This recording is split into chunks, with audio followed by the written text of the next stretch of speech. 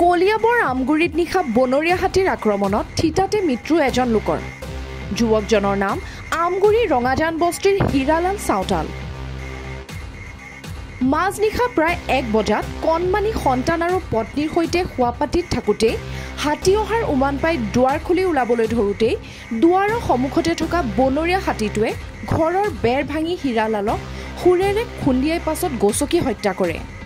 কথম্পি প্ৰাণ ৰক্ষা পৰে পত্নী আৰু কণমানি শিশুটোৰ।